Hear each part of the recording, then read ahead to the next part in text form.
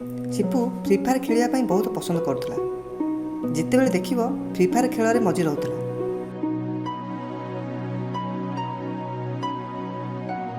ଖାଇବା ସମୟରେ, ଚାଲିଲା ବେଳେ, ଝାଡ଼ା ବସିଲା ବେଳେ ମଧ୍ୟ ଫ୍ରି ଫାୟାର ଖେଳୁଥାଏ। ଗୋଟେ ଦିନ କାର ଚଲାଇଲା ବେଳେ ମଧ୍ୟ ଫ୍ରି ଫାୟାର ଖେଳୁଥାଏ। ହଁ ମରିଗଲା, ଆଉ ଗୋଟେ ମରିଗଲା। ମାର ମାର ମାର, ଛା ଛା ଛା ଛା ଛା ଛା, ମୁଁ ତାକୁ ମାରୁଛି ଆକୁ ମାରିଦେଲେ ମୋର 20 ହେଇଯିବ। ଠିକ୍ ସେହି ସମୟରେ ଆଗପଟୁ ଗୋଟିଏ ଟ୍ରକ୍ ଆସିଗଲା। ସେଥିରେ ବାଡ଼େଇ ହୋଇ ସିପୁ ମରିଗଲା।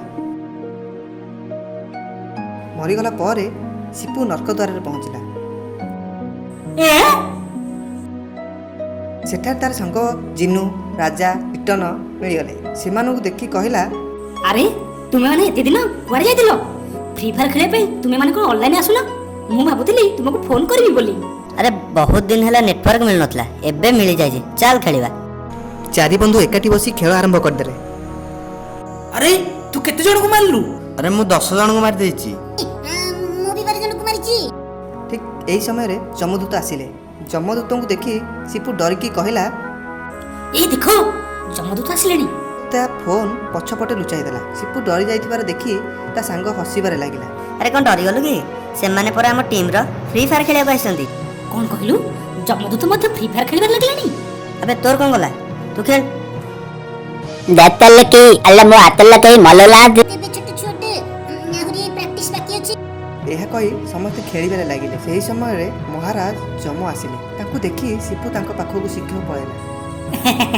ଆସନ୍ତୁ ଯମରାଜ, ଫ୍ରି ଫାୟାର ଖେଳିବା ଆଉ। ୟମୁଣ୍ଡା, ତୋର ଏତେ ସାହସ? ମୋ କାନ୍ଧରେ ହାତ ଧୋଇ ମୋ ସହ ମଜା କରୁଛୁ?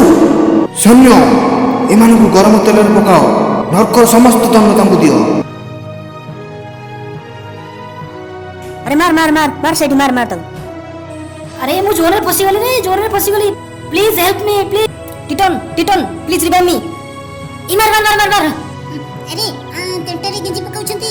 अबे मर्द को कभी दर्द नहीं होता, ତୁ ଖେଳ ବସିକି ତ। ଏମାନଙ୍କୁ ଦେଖି ଯମଦୂତ ଆଶ୍ଚର୍ଯ୍ୟ ହୋଇଗଲେ।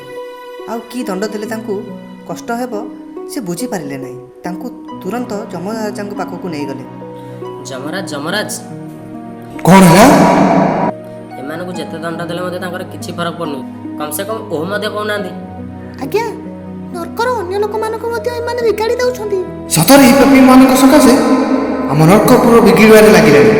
ଏମାନଙ୍କୁ ବର୍ତ୍ତମାନ ନର୍କର ବାହାରେ ଫୋପାଡ଼ି ଦିଅ ଏବଂ ନର୍କ ଦ୍ୱାରରେ ଗୋଟିଏ ବୋର୍ଡ ଲଗାଇ ଦିଅ, ଫ୍ରି ଫାୟାର ଖେଳୁଥିବା ଲୋକ ଭିତରକୁ ଆସିବାକୁ ଦିଆଯିବ ନାହିଁ। ଯମରାଜାଙ୍କ ଆଦେଶ ଅନୁସାରେ ଯମଦୂତମାନେ ସେହି 4 ଜଣଙ୍କୁ ବାହାରେ ଫୋପାଡ଼ି ଦେଲେ ଏବଂ ନର୍କ ବାହାରେ ଗୋଟିଏ ବୋର୍ଡ ଲଗାଇ ଦେଲେ। ଗେମ୍ ଖେଳୁଥିବା ଲୋକଙ୍କୁ ପ୍ରବେଶ ନିଷେଧ।